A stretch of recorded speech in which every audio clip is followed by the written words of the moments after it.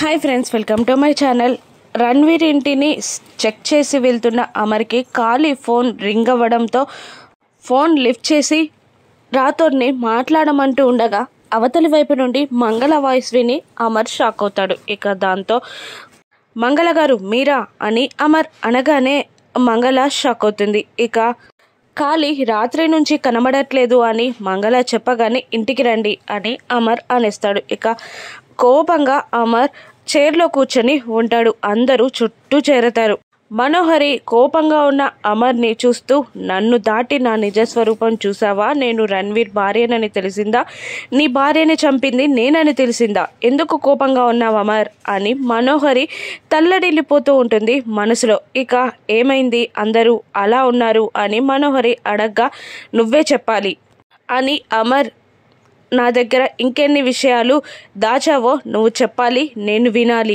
నిన్న రాత్రి రణ్వీర్ ఇంటి దగ్గరికి వెళ్ళినప్పటి నుండి అన్నీ చెప్పాలి అని అంటూ ఉంటాడు అమర్. ఇక దాంతో మనోహరి ఇలా అంటుంటుంది, ఏమీ లేదు, అలా వైపుగా వెళ్తున్నప్పుడు రణ్వీర్ ఇల్లు కనబడింది. మీరు అక్కడే ఉన్నారు కదా అని వచ్చాను. కానీ రణ్వీర్ మీరు వెళ్ళిపోయారని చెప్పడంతో వెళ్ళొచ్చానంతే అని అంటూ ఉంటుంది మనోహరి. మా కోసం వెతుక్కుంటూ వచ్చిన వాళ్ళు మాకు ఆ విషయం చెప్పాలి కదా, మర్చిపోయారని మాత్రం చెప్పకండి అని బాగి అనగానే కోపంగా చూస్తుంది మనోహరి. ఇక వెంటనే అనామిక కూడా మీరు ఏదో టెన్షన్లో మాట్లాడారు కానీ ఇప్పుడు అలా చెప్పట్లేదు కదా అని రిటర్న్ క్వశ్చన్ చేయగానే, అవన్నీ నీకు చెప్పాలా అని మను కోపంగా అంటూ ఉంటుంది. అప్పుడు అమర్ అనామికని ఆగమని చెప్పి, నువ్వే చెప్పు, నిన్న రణ్వీర్ ఇంటికి ఖాళీ ఎందుకు వెళ్ళాడు?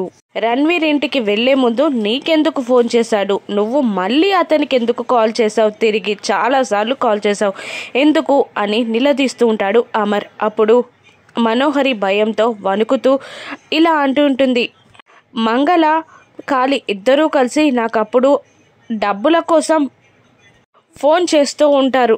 నిన్న కూడా 10,000 కోసం ఫోన్ చేశాడు. ఫస్ట్ ఏమో ఇవ్వడం కుదరదని చెప్పాను, కానీ ఆ తర్వాత ఆలోచించి కాల్ చేశాను కానీ అతను లిఫ్ట్ చేయలేదు అని మనోహరి అనేస్తుంది. దాంతో రణ్వీర్ ఇంట్లో మీ తమ్ముడు ఎందుకున్నాడని మంగళని అమర్ ప్రశ్నించగా, ఇక బయటికి వెళ్ళొస్తానని చెప్పాడు, ఎక్కడున్నాడో తెలియదు అని ఖాళీ గుచ్చి అబద్ధం చెప్పేస్తుంది మంగళ. దాంతో మిస్సింగ్ ఫైల్ని ఫైల్ చేయమని చెప్తాడు అమర్. ఇక భయంతో మనోహరి వణుకుతూ ఉంటుంది. ఇక గార్డెన్లో విచిత్రగుప్తుల వారు చిత్రగుప్తుల వారు మాట్లాడుకుంటూ ఉండగా అనామిక శరీరంలో ఉన్న ఆరుకి గతం గుర్తు చేసి తీసుకెళ్లాలని వాళ్ళు ప్లాన్ చేసుకుంటూ ఉంటారు. ఇంతలో ఆనంద్ అటువైపుగా వస్తూ ఉండగా విచిత్రగుప్తుల వారు తన కాలు అడ్డం పెట్టి ఆనంద్ని పడేయగానే అనామిక అక్కడికి వచ్చి పట్టుకొని తన గత జన్మ జ్ఞాపకాలని గుర్తు తెచ్చుకుంటూ ఉండగా, గుప్తా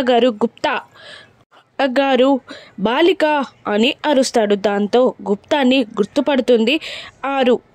ఆనంద్ చెయ్యి తన చేతిలో ఉండడంతో, నీకు ఒక విషయం చెప్తున్నాను విను జాగ్రత్తగా. నువ్వు మండలం రోజుల తర్వాత ఈ ఆత్మ ఆ శరీరంలో ఉండడం కుదరదు.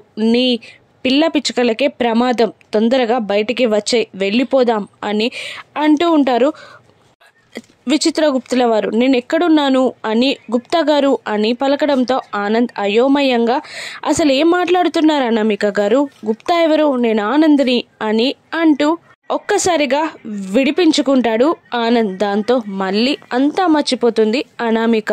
అప్పుడే యమధర్మరాజు చిత్రగుప్త అని పిలవగానే, నేను ఎలాగైనా ఆ బాలికను తీసుకొస్తాను, మీరు వెళ్ళండి అనగానే చిత్రగుప్తుల వారు పైకి వెళ్ళిపోతారు. ఇక మరోవైపు నిర్మలమ్మ గారు అందరినీ పిలిచి ఇంట్లో హోమం చేపిస్తే మంచిదని చెప్తూ ఉండగా అమర్ వద్దని అంటూ ఉండగా, ఇక ఒకవైపు మనోహరి మరోవైపు విచిత్రగుప్తుల వారు ఆలోచన చేస్తూ ఉంటారు. అందరూ హోమంలో హడావిడిగా ఉంటే అంజుని చంపచ్చు అని మనోహరి ప్లాన్ చేసుకుంటూ ఉండగా, గత జ్ఞాపకాలని గుర్తొచ్చేలా చేయొచ్చు అని విచిత్రగుప్తుల వారు ప్లాన్ చేసుకుంటారు. ఇక బాగి కూడా మంచి కోసం హోమానికి అమర్